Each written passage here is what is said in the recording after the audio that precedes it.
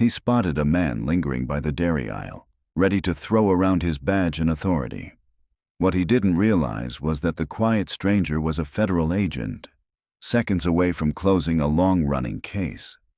The air inside Dawson's Market had that late afternoon heaviness. Warm air pressing down on cold linoleum floors, people trying to grab groceries before supper. Officer Hal Jensen wasn't there on official duty. He'd just stopped in to grab a granola bar and maybe a six-pack before heading home.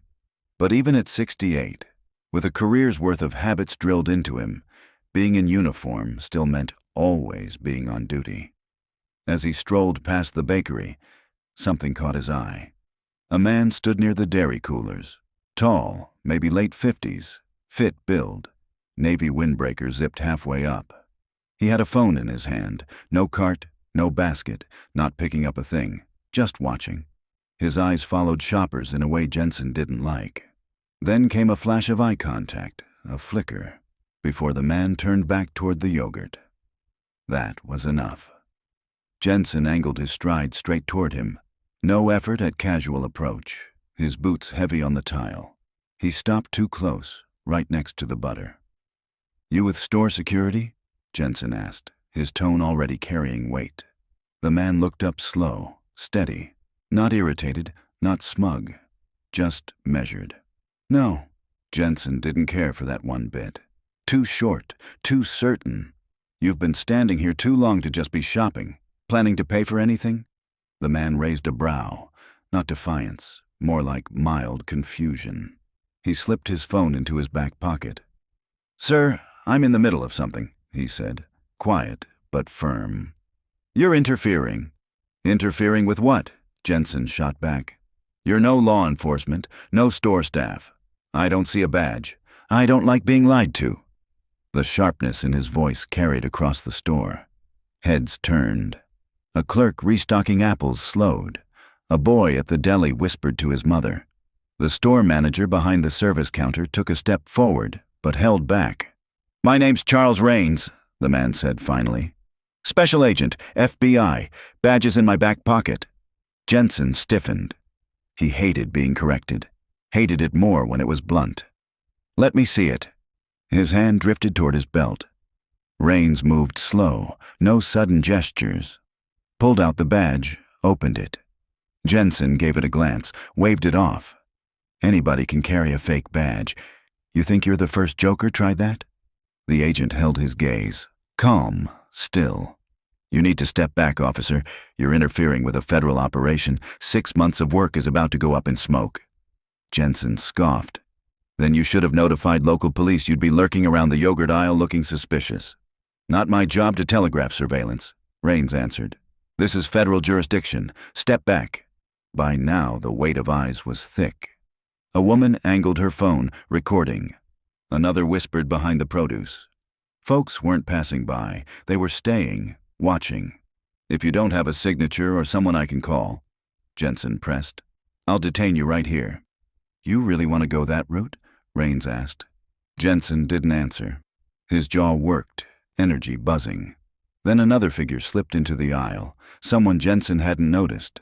She was shorter, sharp-eyed, hair in a tight bun, slate-gray sweater and dark jeans. Ordinary clothes, but her presence cut through the moment. Agent Margaret Cole didn't speak right away. She stepped between them like she'd done it 100 times before. "Officer, you're interfering with a federal operation. Step back." "And you are?" Jensen challenged. She raised her badge folder chest high. "Special Agent Cole.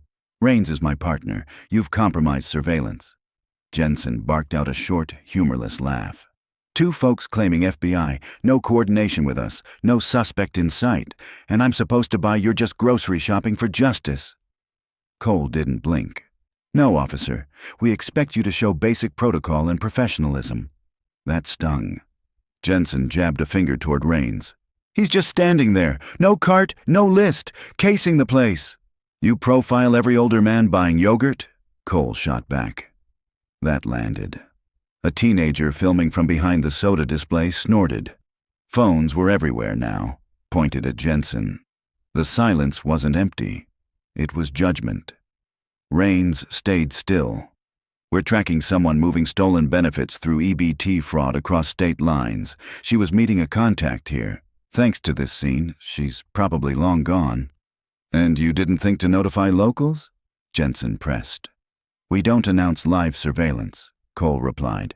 "It's called containment, until you stormed in swinging your badge around." That one hit home. Jensen's eyes darted, scanning the frozen faces of shoppers mid-errand, phones raised like a jury. Hal Jensen had lived long enough to know that trouble didn't always come roaring in with sirens. More often than not, it crept in slow and quiet, the way a cold draft sneaks through an old farmhouse window in December. At 68 years old, retired once but called back part-time by the county sheriff's office, he had the lines of experience carved deep across his face. His knees ached on damp days. His shoulders carried the weight of decades in uniform. But his mind still switched on like a floodlight the second something didn't look right. That afternoon, Dawson's Market smelled of baked bread and disinfectant, that peculiar grocery store blend of comfort and sterility.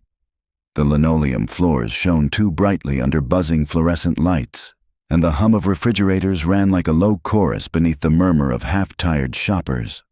Folks weren't lingering. They were moving quick, grabbing what they needed before supper. Hal had stopped in only because habit had led him there. He wanted a granola bar, maybe a six-pack of Miller Lite, and then home to his recliner before the evening news.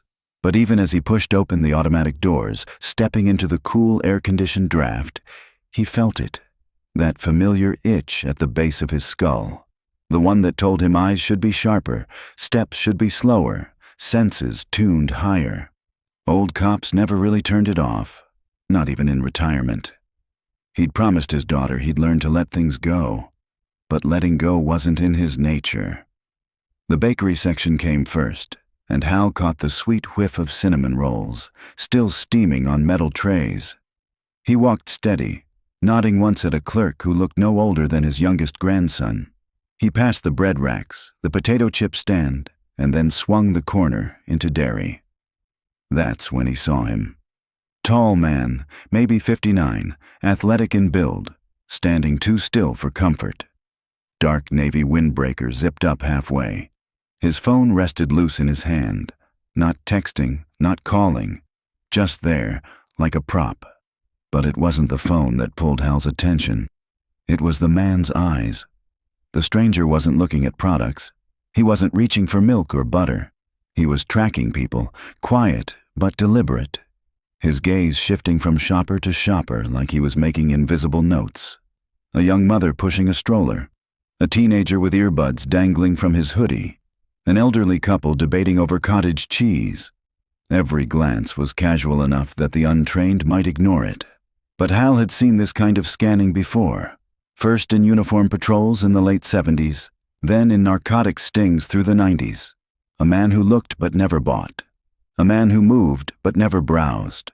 Hal slowed, studying the reflection in the glass doors of the yogurt case. The stranger's eyes swept, then locked with his. For a beat, nothing moved. Just a flicker of contact, sharp as a match strike, before the man turned back to the rows of Greek yogurt cups. That was enough. Hal's boots pressed heavier on the tile as he adjusted course, angling toward the dairy aisle. His chest lifted, shoulders squared, every step announcing itself louder than necessary. At his age, he didn't like wasting time, and this man didn't sit right in his gut. It wasn't paranoia. Hal had lived through enough small-town scandals and meth busts to know when someone didn't belong. And in Dawson's Market, where regular folks bought diapers and detergent, a man loitering with no cart, no list, and too much attention on strangers didn't belong. He remembered what his academy instructor told him back in '77. Most folks you'll meet are honest, but the one you overlook, the one you excuse, that's the one who'll come back and make you regret it. Hal wasn't about to regret it. The air in the aisle felt warmer, thicker as he closed the distance. A shopper with a basket of eggs glanced up, then quickly away. The store soundtrack shifted from an old Eagles tune into some tinny pop song, but Hal barely noticed. His pulse had picked up, steady but strong. He stopped near the butter section, planting himself close enough that the stranger would have to acknowledge him. "You with store security?" Hal asked, his voice carrying that edge of authority he never quite unlearned. The man looked up slow, his face calm, eyes steady. He didn't look irritated, didn't smirk, didn't even bristle. He just assessed, like he was measuring Hal the same way Hal had been measuring him. "No," the man said evenly. Too short, too sure, too calm. Hal's lip twitched. That wasn't the answer he wanted, and the steadiness in the man's tone only rubbed him raw. He could feel his back straighten further, his posture hardening as though the whole store might be watching. And maybe they were. "You've been standing here too long to just be shopping," Hal pressed. His voice wasn't a shout, but it carried the sharpness of a blade cutting through still water. "Planning to pay for anything?" The man's brow lifted, not angry, not defensive, but puzzled, as if Hal had missed something obvious. He slid his phone into his back pocket with deliberate slowness. "Sir, I'm in the middle of something," he replied, voice low but firm. "You're interfering." "Interfering with what?" Hal fired back, heat creeping into his tone. "You're not law enforcement. I don't see a badge, you're not store staff, and I don't take kindly to being lied to." Now the silence in the aisle shifted. A cashier leaned across her register, pretending to rest her chin on her palm while her eyes darted between them. A father holding a pack of Pampers shifted his baby to the other arm, moving slower toward checkout. The store manager, a man in his 50s with thinning hair and a red polo, had stepped 1 foot out from behind the customer service desk, cautious but watching. The stranger held his ground, both hands visible at his sides. "My name is Charles Raines," he said finally. "Special Agent, FBI. Badge is in my back pocket." Hal stiffened. He hated being told he was wrong. He hated it more when it came this direct. "Let me see it," Hal demanded, his hand drifting toward his belt. Raines moved with care. No sudden gestures, reaching into his back pocket. He flipped open a badge case. The gold and blue glint flashed under the fluorescence. Hal glanced, barely long enough to register it, before waving it off. "Anybody can carry a fake badge," he said flatly. "You think you're the first joker tried that line?" The calm on Raines's face didn't change, but the silence around them grew heavier. Shoppers weren't walking by anymore. They were pausing, lingering, trying not to look but looking all the same. Someone's phone tilted upward, red record light on. "You need to back up," Raines said, still level. "You're interfering with a federal surveillance operation. We've been building this case for 6 months. You're about to blow it." Hal scoffed, rolling his shoulders. "Then maybe you should have let someone know. Local law enforcement walks in here, sees a man lurking around the yogurt aisle, looking suspicious. You don't think we're going to notice?" "I don't owe you notification," Raines replied, his voice tightening just slightly. "This is federal jurisdiction. Step back." The hum of refrigeration filled the pause. The teenager by the soda display lifted his phone higher, whispering to someone just out of frame. Hal felt it. The eyes, the quiet, the weight of judgment pressing in from all sides. And instead of cooling his temper, it drove him further. "If you don't have something with a signature," he said, jaw tightening, "or someone I can call, I'll detain you right here." Raines didn't blink. His voice dropped half a register. "You really want to go that route?" Hal didn't answer. He just stood there, chest tight, blood buzzing in his ears. For a moment, it felt like the entire grocery store held its breath. And then, movement. Not from Raines. From the end of the aisle. A woman appeared, sharp-eyed, hair pinned in a tight bun, sweater and jeans plain enough to vanish into any crowd. But her presence landed like a hammer. Margaret Cole, Special Agent. She didn't speak right away. She stepped in with the ease of someone used to breaking standoffs before they cracked open. "Officer," she said quietly, "you're interfering with a federal operation. Step back." The woman's entrance hit the aisle like the sudden crack of thunder before a storm. She didn't stride in loud. She didn't need to. Margaret Cole carried presence the way a seasoned pianist carries silence between notes. Deliberate, weighted, unmistakable. She was in her early 60s, sharp-eyed behind narrow frames, her posture straight as fence posts hammered into winter soil. The sweater she wore was slate gray, simple, unremarkable, the sort of garment anyone's grandmother might buy on sale at Kohl's. But there was nothing ordinary about the calm authority that clung to her as tightly as her badge. Hal Jensen felt the sting before she even spoke. He had faced down angry drunks on back roads, knife-wielding addicts in motel parking lots. Even a man once who pulled a deer rifle on him from the porch of a trailer lit only by Christmas lights in July. But this sting was different. This sting was public, sharp, humiliating. And that made it cut deeper. "Officer," Cole said, her voice quiet, almost surgical. "You're interfering with a federal operation. Step back." The words should have cooled him, should have forced perspective. Instead, they set fire to his stubborn pride. He stood taller, his boots grinding against the waxed floor. The fluorescent light seemed hotter. His heart pressed against his chest as though daring him to fold. "And you are?" Hal demanded, his tone rough as gravel under a truck tire. Cole didn't flinch. She lifted her badge holder to chest level, steady, practiced. "Special Agent Margaret Cole, FBI. Raines is my partner. You've compromised surveillance." Her tone was even, but it carried weight. The kind that reminded men like Hal he wasn't the only one with authority in the room. A murmur rippled through the nearby shoppers. A cashier leaned further across her register, abandoning the half-scanned groceries on her belt. A boy in a baseball cap whispered something to his mother, who quickly hushed him, though her own eyes didn't leave the agent's. A teenager in a hoodie tried to stifle a laugh, but failed when Cole's sharp response earlier, "You profile all men buying yogurt?" still hung in the air like smoke. Hal felt the shift. He wasn't just confronting a suspicious man anymore. He was standing in the center of an audience. And the audience wasn't cheering for him. He pointed a stiff finger toward Raines, still calm as stone. "He's just standing there, no cart, no list, watching folks like he's casing the place." Cole's gaze didn't waver. "You profile every older man buying yogurt?" she shot back. That landed harder than Hal wanted to admit. He caught the soft snort of laughter from behind the soda display. Phones were everywhere now, raised, glowing, recording. He knew it. He could feel the quiet wall of judgment leaning in on him, the same way humidity hangs heavy in an August evening in Tennessee.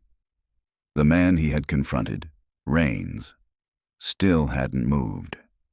Hands visible, posture steady, like a man who'd been trained not just to watch, but to outlast. He hadn't raised his voice once, and that calmness was almost worse than anger. Cole stepped slightly closer, enough to command space without aggression. "We're tracking a subject who's been using stolen benefits to launder EBT funds across state lines," she said. Her words were controlled, measured, but sharp enough to draw blood. "She was supposed to meet a contact here. Now she's probably long gone." The words hit like a hammer. Hal felt his throat tighten. He wanted to answer, wanted to push back, but the silence beat him to it.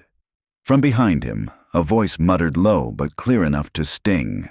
He just couldn't stand seeing a confident brother standing still. Hal spun on his heels, scanning the faces. Phones dropped to chest level, shoppers looking away with studied innocence. No one admitted to the comment, but its truth hung heavy in the air. He turned back, jaw locked, his pride teetering on the thin edge between authority and embarrassment. "I want names," he barked finally, his pen already tugged from his shirt pocket. "Full names. I'll file a report." Raines spoke at last, his voice steady as a carpenter setting a nail. "You're welcome to. We'll be doing the same." Hal scribbled furiously, the tip of his pen digging so hard into the paper that it nearly tore. His hand trembled not from age but from heat, the kind that rose up the back of the neck when pride was slipping. "And you?" he said, looking at Cole. She didn't break eye contact. Special Agent Margaret Cole, same field office, Charlotte. Spell it right when you write your report. Her calm precision was salt in the wound. Hal muttered something under his breath as he jotted it down, words too low to catch, though the smirk from the teenager near the cheese samples suggested at least one bystander had heard. He snapped his notebook shut with unnecessary force, like slamming a door in a drafty house. "I've seen feds work before," Hal said, voice tight. "You don't blend in. You don't coordinate, and now you're telling me I tanked your big operation? What now? You gonna go cry to the Bureau?" The words were sharper than he intended, but once spoken, they couldn't be hauled back. Raines didn't blink. His gaze held steady, unflinching. "What happens next depends on your department, your conduct, your record. But trust me, it's not going away." The line landed like a verdict, plain and final. Hal's chest expanded, shoulders stiffening. "You threatening me now?" "No," Cole cut in quickly, but her voice carried steel. "You made choices in front of a room full of witnesses. Phones don't lie. Even if some delete the footage, someone won't." The words rolled heavy across the aisle. Hal's eyes darted to the shoppers, silent jurors, holding phones like gavels. He could almost hear their verdict already. "I was trying to prevent a crime," Hal said, his tone defensive, almost pleading. "And in doing so," Raines answered, his calm like iron, "you helped one walk out the door." Hal opened his mouth, but no words came. The silence was heavier than anything he could have shouted. Cole stepped forward, lowering her voice so only he could hear, though the intensity was unmistakable. "We've been tracking Trina Delmore across 3 states. She's been fronting a fake produce supplier to launder hundreds of thousands in stolen benefits. She was here today. We had her lined up for contact, and now she's gone because you decided your hunch outweighed 6 months of federal work." The floor beneath Hal seemed to shift. For a moment, he wasn't the man in control. He was the man who had misstepped, and everyone could see it.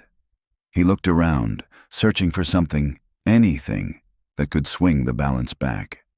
His hand drifted unconsciously to his belt, not threatening, not yet, but as though resting on the one thing that tethered him to authority. The crowd's silence pressed harder. A young man holding a box of cereal whispered just loud enough for his words to ripple. "Bro got schooled right in front of the cheese." The soft laughter that followed cut sharper than any confrontation. Hal's ears burned. His chest rose and fell like an old furnace trying to catch.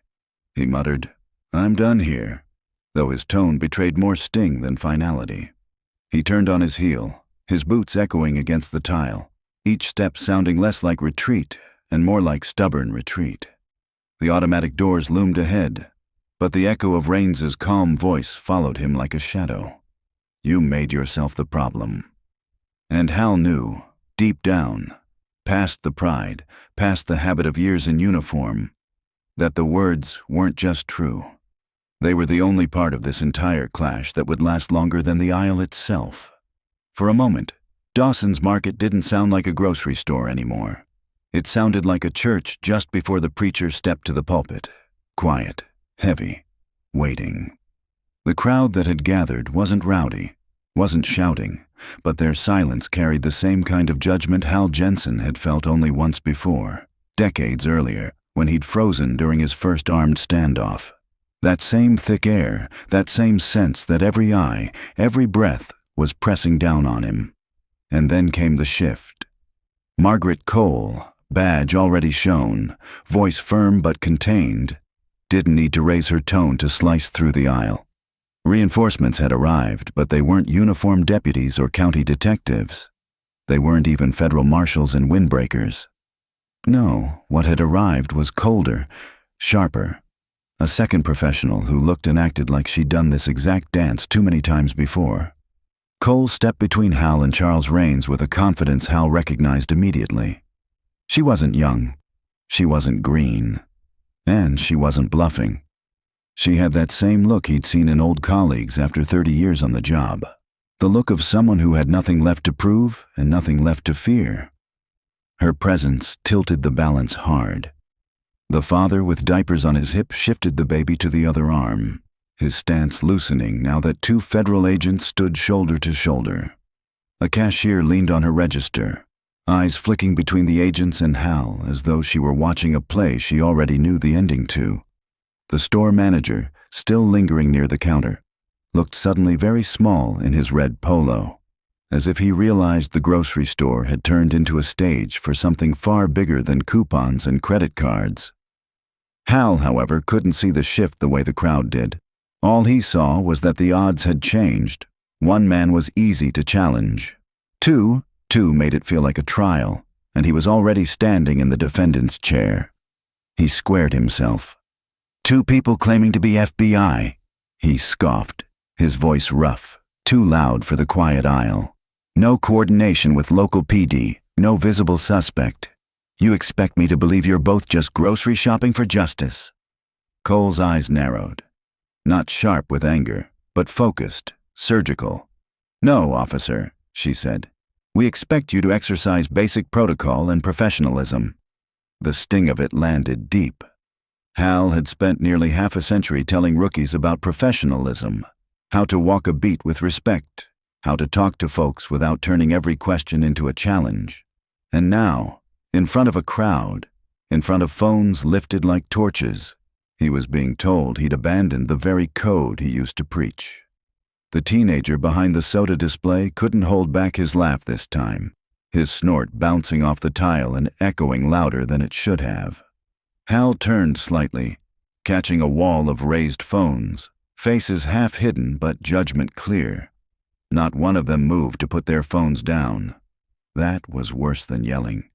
He turned back, his jaw locked, his pride balancing on the thin rail between stubbornness and collapse. Rains hadn't moved, hadn't blinked.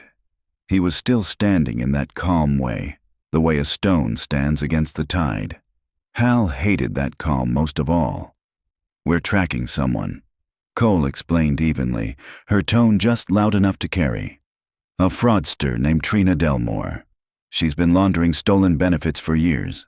She was supposed to meet a contact here today. And thanks to your entrance," her words slowed like a scalpel cutting skin, "she's gone." The sentence landed like a hammer blow. Not a single shopper moved. Even the boy in the baseball cap at the deli counter seemed to stop chewing his gum. Hal tried to recover.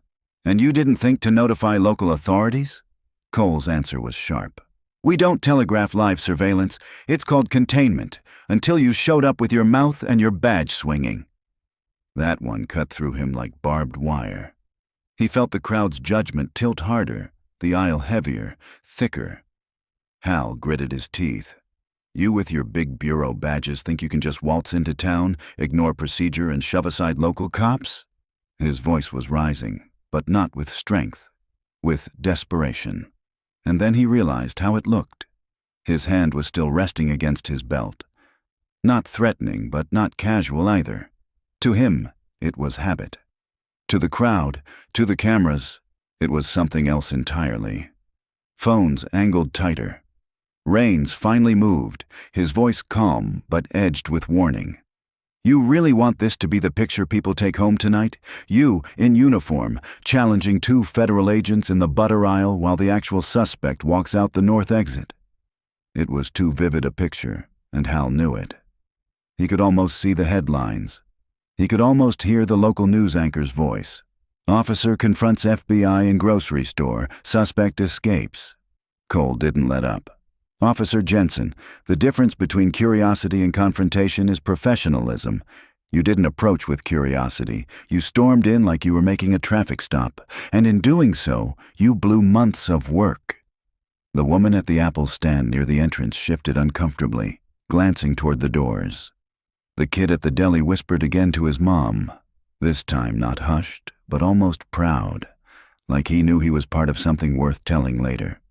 "He just got told," the boy muttered. Hal's throat tightened. He had been in countless tense situations before, barn fights gone wrong, traffic stops with twitchy drivers, midnight calls to houses where the lights were out but the voices were too loud inside. But none of them carried this peculiar burn. None of them carried this humiliation. It wasn't chaos. Chaos he could handle. It was worse. It was tension. Heavy, silent, real tension. Cole's presence changed everything. She wasn't just backing Rains, she was reinforcing the truth Hal didn't want to face. That he hadn't just made a mistake. He'd made it loud. He'd made it public. And now, with reinforcements on the other side, there was no retreat that wouldn't look like surrender. Hal tried one last line of defense. "Even if you are FBI," he said, voice trembling on the edge of frustration, "this still isn't how it's done." Cole's answer was blunt. "We're not going to debate tactics with someone who interrupted a federal tale without cause." The grocery store no longer felt like Dawson's Market. It felt like a courtroom, with Hal on trial and the jury recording every second. A middle-aged woman pushing a cart of produce whispered just loud enough for her friend to hear, but loud enough for Hal too. "Doesn't matter what his badge says, that lady's in charge." Hal caught it. He always caught those little lines, the ones folks thought he was too far away to hear, and it burned deeper than any of Cole's words. He clenched his jaw, staring hard at Rains, then at Cole. For decades, his uniform had been the symbol of authority in town. For decades, his word had been the one people followed. And now, here in the dairy aisle under buzzing lights, it meant nothing. Cole didn't press further. She didn't need to. Reinforcements had already tipped the scales. Rains remained silent, but his silence was louder than Hal's raised voice. The calm had become the weapon, and Cole's arrival had sharpened it into a blade. Hal shifted on his heels, not backing away, but no longer advancing. It wasn't retreat, not in his mind. But to everyone watching, to every phone raised, to every whisper in the crowd, the clash had ended, and he wasn't the one who'd won. The baby in the diaper pack let out a soft cry, breaking the silence for the first time.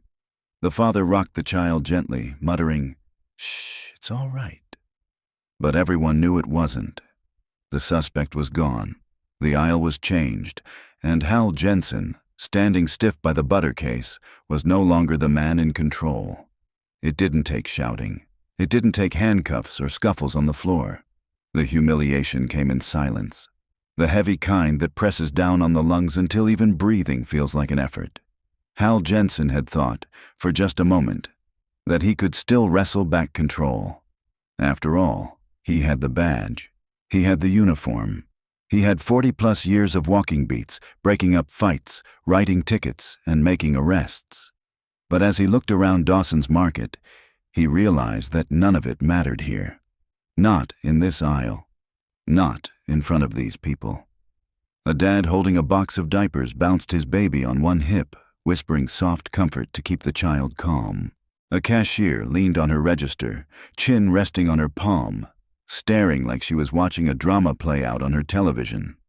A teenage boy had his phone tilted just enough to capture the scene without shame, while his friend near the soda display grinned, whispering commentary like it was a sporting event. It wasn't chaos. It was worse. It was judgment. "I was doing my job," Hal muttered, his voice carrying more defensiveness than command. "No," Rains replied, calm but cutting. "You weren't. You were acting on your own judgment, not a call, not a report, just a hunch." Hal's lips twitched, his jaw tight. "I had a right to question." "No one's saying you couldn't ask a question," Cole cut in, sharp as a chisel against stone. "It's how you did it. You went in looking for a problem." The heat crawled up Hal's neck. He wasn't used to being corrected in public. Not by rookies, not by citizens, and certainly not by another officer of the law, especially one with command in her voice. But worse than the sting of correction was the gnawing recognition, deep in his gut, that maybe, just maybe, he'd misjudged the whole thing. "Even if you are FBI," Hal said, clinging to the only rope left, "this still isn't how it's done." Cole inhaled slowly, then exhaled through her nose, like a teacher controlling her patience with an unruly student. "We're not going to debate tactics with someone who interrupted a federal tale without cause." Behind them, the store manager. Red polo, thinning hair, clipboard in hand. Approached cautiously. He didn't walk like a man eager to intervene. He walked like a man stepping into a storm and praying he wouldn't get struck. "Everything all right here?" he asked, his voice trembling despite his best attempt at neutrality. His eyes darted between uniforms and badges. "We're good," Rains said, steady and calm. "No need for you to get involved further." Hal seized on the manager like a lifeline. "They say they're FBI. You vouch for that?" The manager raised both palms slightly, like a man caught between feuding neighbors. "I don't know who anyone is, but I know she came in before you. I saw her near the pharmacy, texting and walking like she belonged. And him, I saw him earlier. He didn't buy anything, but he didn't cause trouble either." That didn't help Hal. Not one bit. He shifted on his heels, his pride wobbling beneath him like old floorboards under too much weight. "So where's this suspect of yours?" he asked, pushing to regain control. Cole turned her head slightly, scanning the store. Her expression hardened. "Gone. Thanks to you." The silence that followed was worse than any curse. Hal opened his mouth, ready to challenge, ready to demand proof. But the silence beat him there. From behind, a low voice muttered, clear enough to cut. He just couldn't stand seeing a confident brother standing still. Hal spun, his boots squealing against the tile, eyes darting through the crowd. But no one owned the words. Shoppers stared back with blank faces, their phones angled down now, not because they'd stopped recording, but because the story had already been told. Every frame was captured, every look, every word, and the narrative wasn't his to control anymore. His jaw clenched until it ached. He turned back to the agents, his voice sharp, brittle. "I want names, full names. I'll file a report." "You're welcome to," Rains replied, unreadable as stone. "We'll be doing the same." Hal scribbled in his notebook, his handwriting jagged, the pen gouging the paper. "Name again," he barked. "Special Agent Charles Rains," the man said evenly. "Charlotte Field Office. You want my supervisor's name too?" Hal wrote furiously. Then his eyes snapped to Cole. "And you?" "Special Agent Margaret Cole," she replied, calm as ever. "Same office. You might want to spell it right when you write your report." Hal muttered under his breath, something only he could hear. He slammed the notebook shut like it would make the words inside heavier. "I've seen feds work before. You don't blend in, you don't coordinate. And now you're telling me I tanked your big operation? What now? You gonna go cry to the Bureau?" Rains didn't so much as twitch. His voice was level, but each word felt like a stone dropped into water. "What happens next depends on your department, your conduct, your record. But trust me, it's not going away." Hal puffed his chest, the uniform on his back suddenly feeling like a weight. "You threatening me now?" "No," Cole said quickly, stepping in. "But you made choices in front of a room full of witnesses. Phones don't lie. Even if some delete the footage, someone won't." Hal's face twitched. His pride was splitting at the seams. "I was trying to prevent a crime," he said, desperation sharpening his tone. "And in doing so," Rains replied, steady and unflinching, "you helped one walk out the door." Hal's throat tightened. He wanted to protest, he wanted to argue, but the silence around him didn't leave room. Cole stepped closer, her voice low but firm. "We've been tracking Trina Delmore for months. Fake produce supplier, laundering stolen benefits. Hundreds of thousands of taxpayer dollars turned into cash. We had her. She was 5 minutes away from contact, and now she's gone." Hal's mouth opened, then shut. His hand dropped from his belt. For the first time that night, he looked less like an officer standing tall and more like an old man realizing the weight of his mistake. The store manager stepped back, shaking his head. A security guard leaned against a pillar near the entrance, arms folded, unwilling to intervene. The damage was done. Rains's voice cut the silence once more. "You didn't approach with curiosity. You walked in like you were ready for a takedown. That wasn't policing. That was ego. That was interference." Cole folded her arms. "And you did it in front of every person in this store." Hal Jensen stood there, rigid, burning under the weight of every eye, every phone, every whisper. From the back, a young man holding a box of cereal spoke up, his words cutting sharper than any reprimand. "Bro got schooled right in front of the cheese." The laughter that followed was soft, but it was enough. Enough to turn heat into humiliation. Enough to mark the moment forever. Hal's ears burned crimson. His posture sagged, though he tried to mask it with stiff shoulders. He cleared his throat, his voice strained. "I'm done here." He snapped his notebook shut, turned on his heel, and walked toward the automatic doors. His boots echoed across the tile, each step less like authority and more like retreat. The crowd parted for him, but not out of respect, out of judgment, out of silence. And behind him, as the doors slid open and the warm evening air spilled in, Charles Raines's voice carried after him, low and steady. "You made yourself the problem." The words weren't meant for the crowd. They weren't even meant for Hal. They were the truth, plain and heavy, carved into the aisle like a scar. And as Hal stepped into the fading light of Dawson's Market parking lot, the humiliation followed him, heavier than the badge on his chest. The automatic doors at Dawson's Market hissed open as Hal Jensen marched out stiffly, his boots clapping against the tile. He hadn't turned back once, but everyone inside knew the truth. He hadn't walked away victorious. He'd walked away beaten, pride heavy as lead in his chest. And the worst of it, the very worst, was that the real criminal had slipped away while every eye in the building stayed locked on the wrong person. Back in the dairy aisle, Charles Raines and Margaret Cole stood motionless, their composure unbroken even as the echoes of Hal's retreating steps faded. Neither said a word at first. They didn't need to. The absence of their target was louder than anything they could have spoken. Cole's eyes swept the length of the store, scanning corners, exits, shadows. "North door," she murmured finally.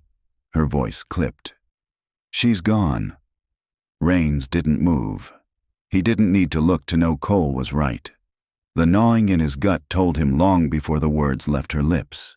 He'd felt it the moment Jensen had squared up, puffed chest and raised voice drowning out the quiet rhythm of surveillance. That split second of escalation was enough. Trina Delmore hadn't been new to this game. She'd been waiting for a moment like that, the kind of distraction money couldn't buy. And she'd taken it. The store manager in the red polo, still hovering near the customer service desk, approached cautiously, as though stepping onto a frozen pond. If you're looking for someone," he said, his voice wavering, "we might have caught her on camera." Cole spun toward him, sharp but not hostile. "Where?" The man gestured toward the front end of the store. "Register 9. She paid cash. I didn't think anything of it. Green reusable bag, produce maybe." Ducking her head low when the officer walked up, Raines's jaw tightened. "Time?" The manager flipped open his clipboard, reading shaky notes he'd scribbled earlier. 5:14. Out the doors by 5:16. Raines closed his eyes for just a second. He'd been in that aisle at 5:12. Jensen had confronted him by 5:13. The math wrote itself in his head. While the crowd recorded humiliation, the suspect had walked out with cash in her pocket and a clean exit into the night. Cole exhaled hard through her nose. Damn it. Near the cheese samples, the teenager who'd been filming slipped his phone back into his pocket, muttering to his buddy in sweatpants. Whole case went up in smoke. His voice wasn't cruel, just factual, like a sportscaster calling a bad play. And somehow that casual truth cut sharper than any insult. Raines turned back to the manager. "You've got cameras?" The man nodded. "Not the best resolution, but yeah. Store policy." "Pull the footage," Cole ordered. "Save a copy. Don't touch it until our office makes contact." The man swallowed hard and nodded. Raines's silence stretched long, his fists curling at his sides before he forced them loose again. 6 months. Birmingham to Tallahassee. Nights in motels that smelled of mildew. Hours behind rental car wheels. Stale coffee and cold sandwiches eaten under buzzing streetlights, all for this woman. all for the chance to pin down Trina Delmore at last. And it had been undone in less than 3 minutes, in a grocery store aisle that smelled like yogurt and disinfectant. Cole stepped closer, her voice lowered. "She's gone, Charlie. The tail's broken. We'll regroup." Rains's eyes flicked toward the automatic doors, where the warm glow of late afternoon spilled in. He imagined her out there now, sliding into a car parked 3 aisles over, hood pulled low, plates already swapped. She wouldn't run. She'd just disappear, like smoke and wind. "She's smart," he muttered. "She saw the heat and she moved. That uniform walking straight at me? Might as well have been a flare in the night sky." Cole said nothing. She didn't need to. They both knew the truth. Hal Jensen had thought he was stopping something, but in reality, he had delivered their quarry the cover she needed. From behind, a voice spoke again. Different this time, younger, feminine. "Agents." They turned. A woman in her 20s stood near the end of the aisle, lanyard hanging from her neck with a laminated card. "Dana, assistant security lead." Her voice trembled just slightly. "I've been watching the cameras in the back," Dana said, holding up a small black USB stick. "Your suspect was at Register 9. Paid cash." She ducked out when the officer stepped into frame. "I copied the footage already."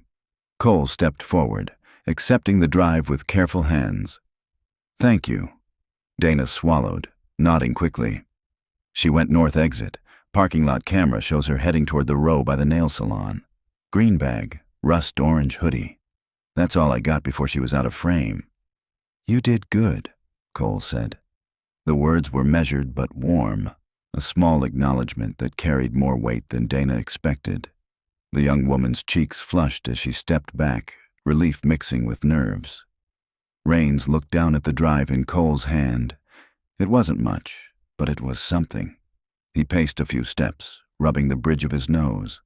"We had her. We were right there." His voice dropped lower, heavy with frustration. "We didn't lose her because she was better. We lost her because someone got loud." The words weren't aimed at Cole, but at the empty aisle where Hal Jensen had stood just minutes earlier. Still, they carried enough weight to hang over both of them. Cole placed a hand on his arm, steadying. "Don't carry that right now. We regroup. We rebuild." Rains wanted to agree, but the sting was too raw. He could still see her. Trina's hood low, head ducked, slipping past the edge of the camera frame, vanishing into sunlight while his badge burned in his pocket. Useless. He exhaled, long and slow, but the tightness didn't leave. "You know what burns me most?" he asked finally. Cole turned, waiting. She didn't even have to run. His voice cracked just slightly with the weight of it. She just walked out of here like any other shopper, because the second he stormed in, I wasn't a threat anymore.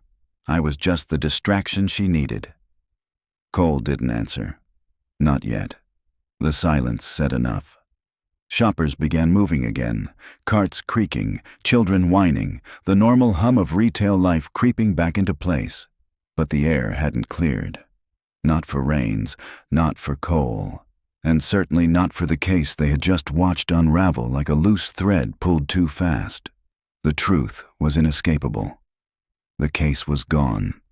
Slipped right through their hands, and there was no way to chase it back. The grocery store returned to motion, but not to normal.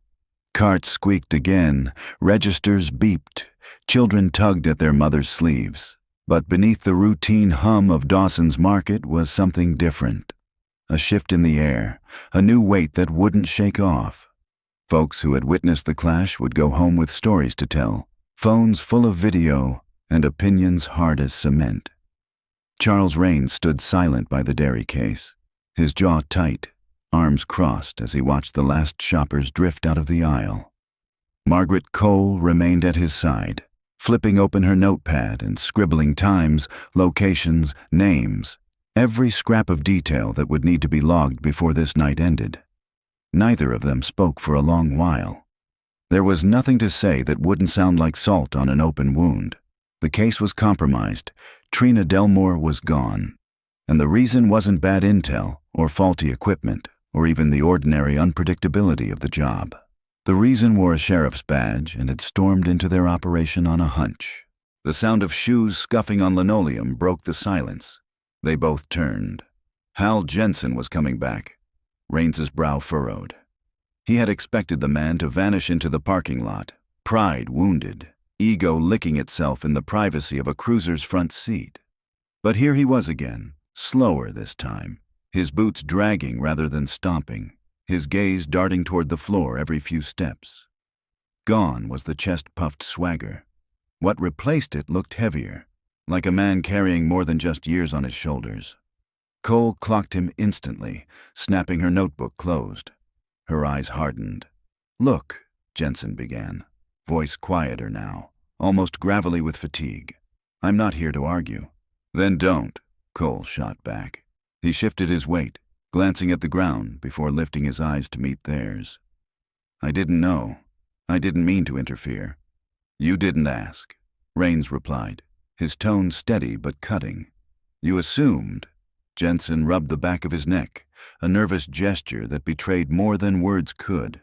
"I've been on the force 7 years, seen things. I've made stops that turned out to be right, even when they didn't look right at first." Cole's voice snapped like a whip. "And how many of those didn't look right calls started with someone who looked like him?" The words struck harder than Jensen expected. He flinched. Not because they weren't true. Deep down, he knew they were. But because someone had finally said it plain, in public, with no room to dodge. Raines stepped forward, closing the distance by a foot. He didn't loom, didn't threaten. His calm was sharper than any aggression.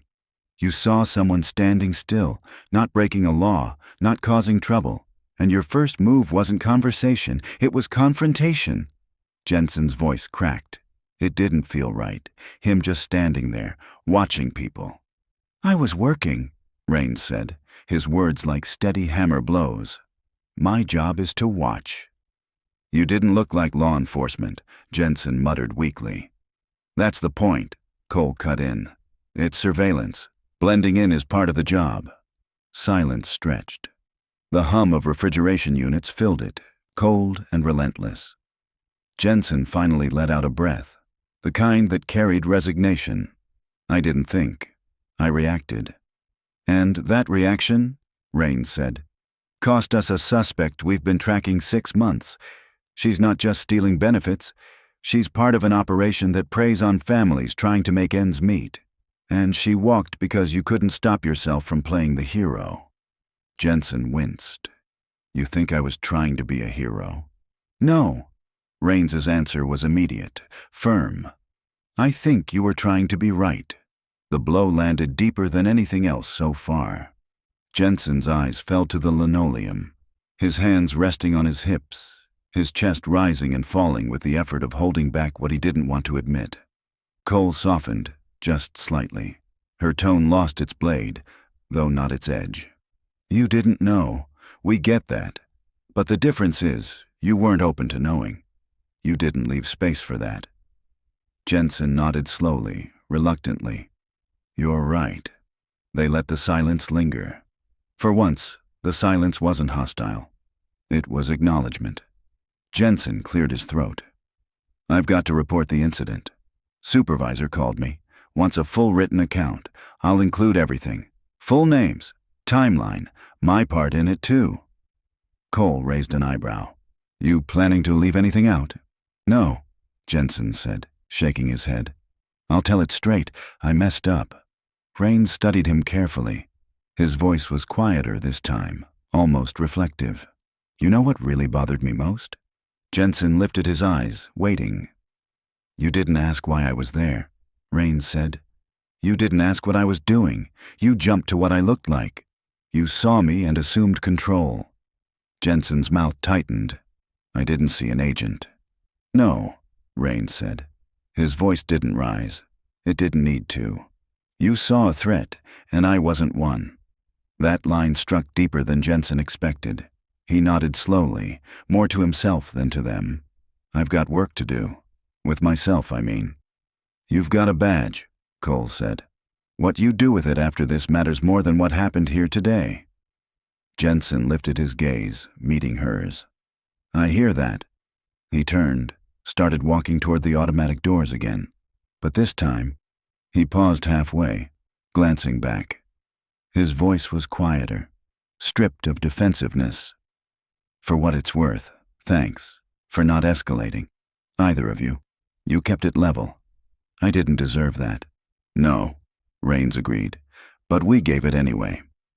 Jensen didn't answer.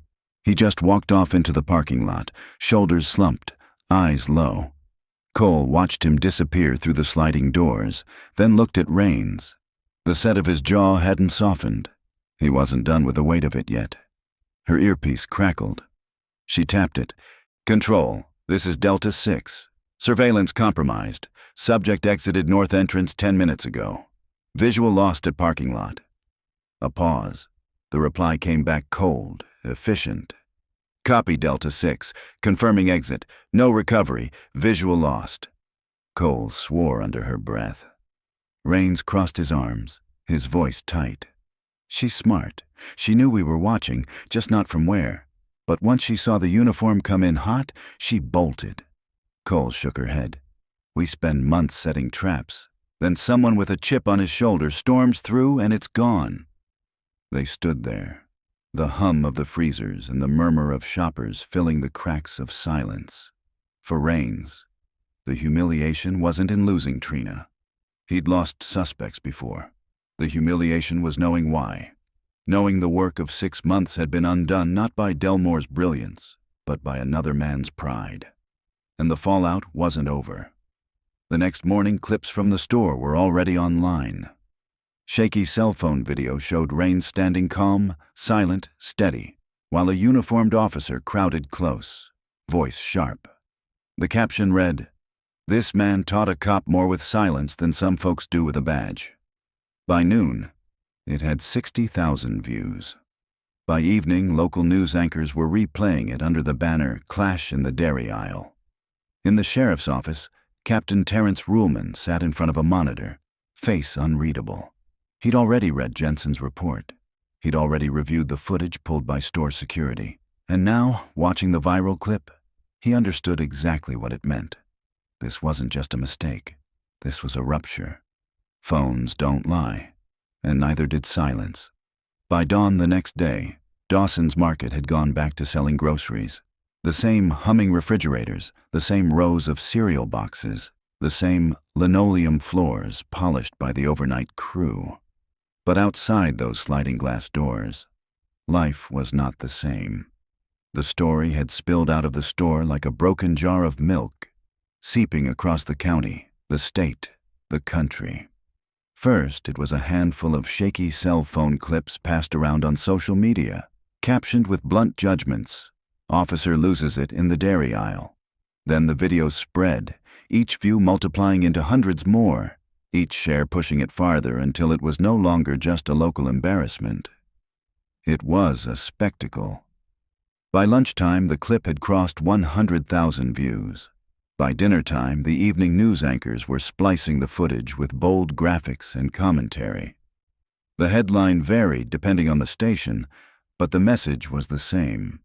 A sheriff's deputy in uniform had confronted 2 FBI agents on a live surveillance, escalated without cause, and let the suspect escape. The images told the story better than words ever could. Charles Rains stood steady, shoulders squared, eyes calm. Margaret Cole's tone remained professional, firm, unflinching. And Hal Jensen, voice sharp, chest puffed, hand drifting too close to his belt, looked every bit the stereotype folks had grown tired of. In an age where public trust could vanish in the length of a 20-second video, those images mattered more than any report ever would. At the Charlotte field office, Rains sat at his desk, sipping lukewarm coffee, his formal statement half-written on the screen. He'd been replaying the footage in his head all night, though he didn't need to. By mid-morning, one of the junior analysts had walked in with a flash drive. "It's everywhere," she said, dropping it on his desk. Cole entered a few minutes later, her jacket still damp from a morning rain. "Clips are making the rounds," she said flatly. "Local news, too. You're a meme now." Rains didn't smile. He didn't even look up. His fingers hovered over the keyboard, motionless. "You good?" Cole asked, her voice quieter now. "Yeah," he said, though his tone was heavy. "I just wish it hadn't happened in the first place." Cole pulled up a chair beside him, lowering herself with the slow grace of someone who had carried too many years in the field. "We did our job," she said. "Quiet, legal, measured. We didn't push. We didn't overstep. That's what people needed to see, especially now." Rains nodded. Still, the sting lingered.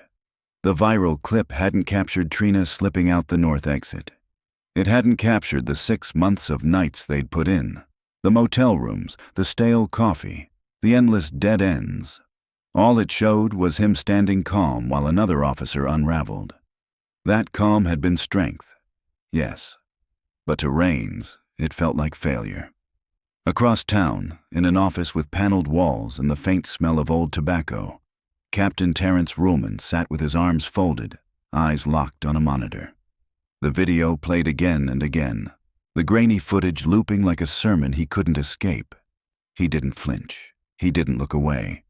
He'd been in this business long enough to know the difference between bad optics and real trouble. This was both. The phone on his desk rang. He picked it up, his tone steady. "Ruhlman." A pause, a voice on the other end. "I've already read the reports," Ruhlman said. "Yes, I've seen the footage. No, we're not sweeping it under the rug. Jensen's filling out a full account tonight. I've started the internal file." Another pause. His jaw tightened. "Doesn't mean he's losing his job, but it does mean this doesn't disappear." He hung up, sat back in his chair, and let out a long breath. Outside, the county courthouse clock chimed the hour. By mid-afternoon, reporters were camped outside Dawson's Market, cameras pointed at the sliding glass doors like the store itself might give another confession. Customers walking in for milk or bread found themselves answering questions about what they'd seen, who said what, how it felt to stand in that aisle. Most shrugged it off, but some didn't hold back. "He came in hot," one woman said, adjusting her sunglasses. "Didn't even ask, just started pressing the man. I've lived here 30 years, never seen anything like it." "He couldn't stand being told he was wrong," another added. That's all it was. The clip grew legs. Commentators on national talk shows debated what it meant.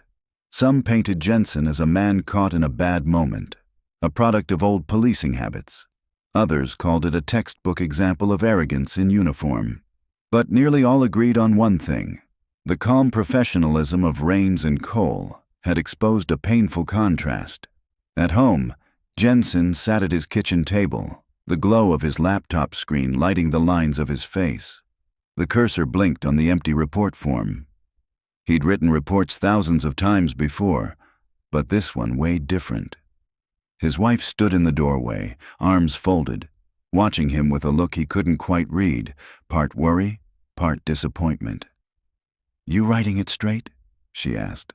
"Yeah," he muttered. "No leaving things out?" "No." His voice cracked.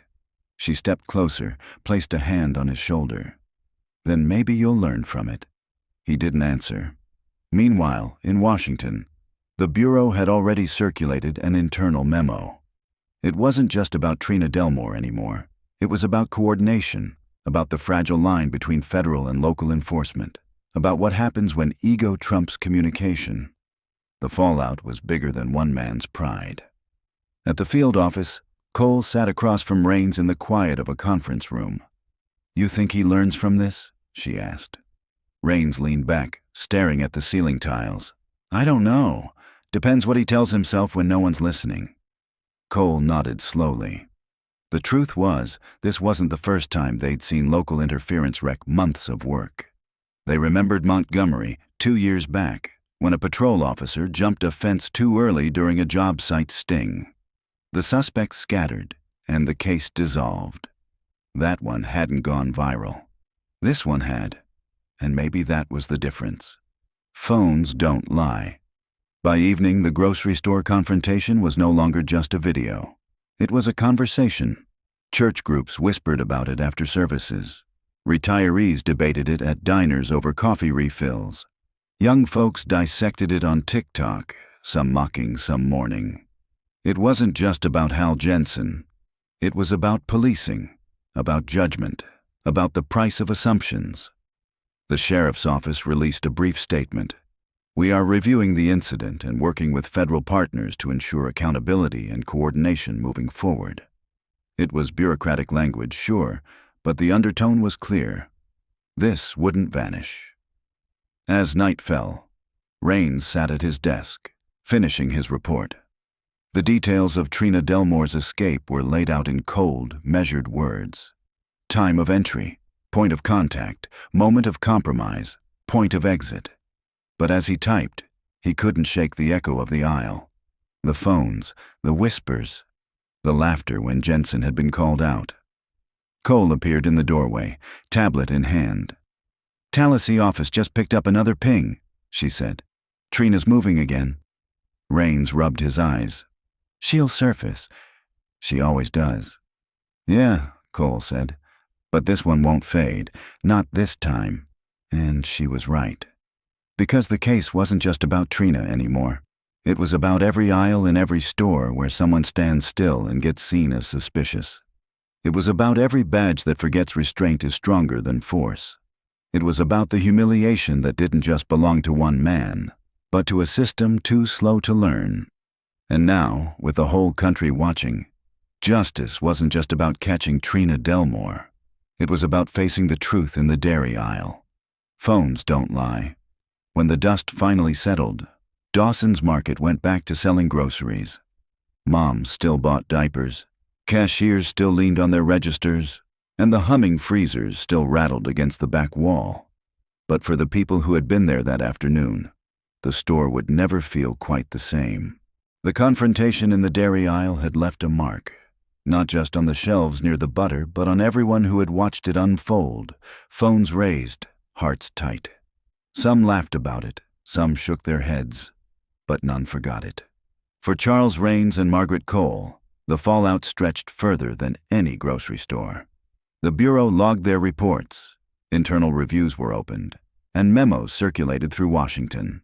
The clip of their restraint, their calm professionalism against a uniformed officer's temper, became more than a moment. It became a lesson replayed on screens across the country. But for Hal Jensen, the lesson was heavier. At 68, Hal had thought he'd seen the last of discipline. He'd lived through decades in the sheriff's office, drug busts in the 80s, meth raids in the 90s, long nights of domestic calls, endless paperwork. He thought he'd paid his dues, earned the right to work out his final years with dignity. But dignity has a way of vanishing quickly when judgment is caught on video. The disciplinary board met within a week. Jensen wasn't suspended. He wasn't stripped of his badge. But the message was clear. He wasn't walking away untouched. His report was filed, his conduct logged, and the captain himself ordered him into 3 months of mandatory de-escalation training. It wasn't punishment in the old sense. No stripes taken, no paycheck lost. But it was a mirror held up to a man who had always believed his instincts were enough. Jensen sat in those classes alongside rookies barely out of their 20s. He sat in silence while instructors lectured on restraint, on implicit bias, on professionalism in public spaces. At first he bristled, arms crossed, jaw set, the old pride digging in. But then the clips came. Clips of him, standing chest to chest with a calm federal agent. Voice sharp, hand on his belt. Clips of the teenager laughing behind the soda rack. Clips of the caption, "This man taught a cop more with silence than some folks do with a badge." And for the first time in decades, Jensen felt small. His wife asked him one night over dinner, "You learning anything?" He pushed peas around his plate, eyes fixed low. "Yeah," he said finally. "Learning, I don't like seeing myself the way the world saw me." It was enough. Meanwhile, the Bureau didn't stop. Trina Delmore surfaced again, just as Cole predicted. Florence, South Carolina. Quiet, unassuming. Local agents armed with the files Raines and Cole had compiled tracked her movements to a low-rent motel.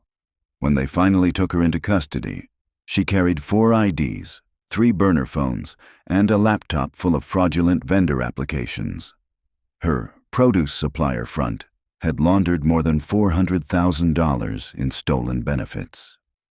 Raines read the arrest report like a man reading a play he'd written but never performed.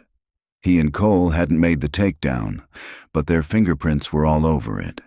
The hours of footage logged, the burner pings, the plate checks, the surveillance notes. Their work had mattered, even if they weren't there for the cuffs. Cole slid the report across the desk one morning. "We got her," she said. Raines nodded, but his jaw stayed tight. "Doesn't feel like we did." Cole understood. Success without presence always felt hollow. But she also knew the truth. Justice didn't always come with applause. Sometimes it came with paperwork, with patience, with knowing you'd laid the bricks someone else walked across. The viral clip began to fade after a few weeks, replaced by new headlines, new scandals. But something lingered. Not in the news cycle. News cycles are too short. It lingered in the grocery store aisles where folks paused a little longer before speaking sharply. It lingered in precincts where supervisors reminded their officers about restraint, about curiosity over confrontation. And it lingered in the quiet pride of 2 federal agents who had chosen professionalism when pride would have been easier. For Jensen, the change was slower. He finished his de-escalation coursework, filed back into duty, administrative for a while, then eased back into patrol. He wasn't fired, wasn't disgraced publicly. But in his county, people remembered. Not everyone, but enough. Enough to remind him, every time he walked into a store or stopped to pump gas, that folks had seen him at his worst. One Sunday morning, an old man at church clapped him on the shoulder. "Saw you on the news," he said plainly. "Hope you're listening more these days." Jensen didn't bristle. He just nodded. Trying to. It wasn't redemption. It wasn't glory. But it was movement. Raines, meanwhile, became the quiet symbol of restraint. Not because he wanted to, he never asked for it, but because the country had seen him stand still, calm, steady, while a badge swung loud in his face. People wrote think pieces. Activists cited his silence. Training programs used the clip as an example of composure under pressure. He shrugged off the attention when Cole teased him about it. "All I did was stand there," he'd say. But Cole knew better. Sometimes standing still is the hardest thing of all. Months later, the Bureau rolled out a new coordination protocol. Federal and local enforcement required to share minimal alerts during live operations. It wasn't perfect, but it was something. Something built on the back of a mistake in a grocery store dairy aisle. And that was the quiet truth. Sometimes justice isn't just in the arrest. Sometimes it's in the lessons carved out of humiliation, the changes born from one man's mistake. The story didn't end with Trina's arrest. It didn't end with Jensen's training. It didn't even end with the viral clip fading from feeds. The story ended in the lesson that, in a world quick to judge and slow to listen, restraint is more powerful than force. That authority without humility is a hollow badge. That professionalism is measured not in words, but in silence. The kind of silence that steadies a room, that lets truth speak louder than pride. For Dawson's Market, the butter aisle was just a place where groceries were sold.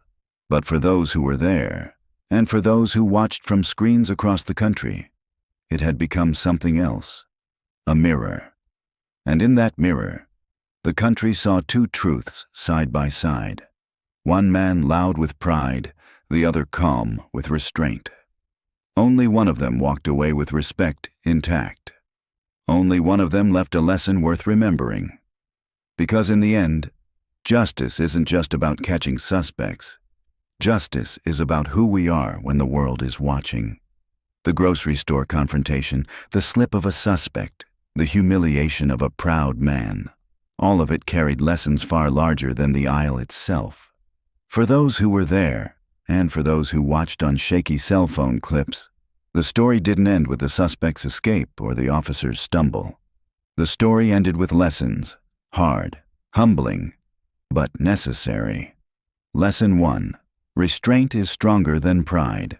In America, we've long celebrated strength. The firm handshake, the raised voice, the square shoulders. But strength isn't always in force. Sometimes it's in the silence that refuses to bend to pride. Charles Rains showed that when he stood calm while a uniformed officer pressed him.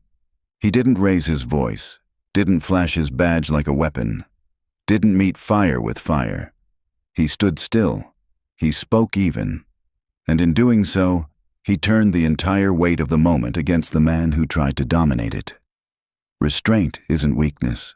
Restraint is the kind of strength that comes only with discipline. It's the strength soldiers use when they hold their fire, the strength parents use when they speak calm to a child in tears, the strength leaders use when they swallow ego for the sake of peace. Rains's silence wasn't submission. It was power. The phones that captured him told the story. One man loud, the other calm. And the calm one walked away with dignity. For anyone who has lived long enough to know the cost of words spoken too fast, the lesson was clear. Restraint lasts longer than pride. Lesson 2. Humility saves, ego destroys. Hal Jensen had decades of service behind him. He'd earned his uniform through years of late nights, tough calls, and the kind of work most people don't see. But in that dairy aisle, he forgot the most important thing: humility. He didn't ask. He assumed. He didn't question gently. He confronted hard. And in doing so, he became the very problem he thought he was stopping. It wasn't just that his pride cost the Bureau their suspect. It was that his pride cost him the respect of everyone in that store. Phones don't lie, and silence in a crowd speaks louder than any gavel. His uniform didn't shield him. His badge didn't protect him. Ego stripped him bare in front of strangers. Humility, on the other hand, could have saved him.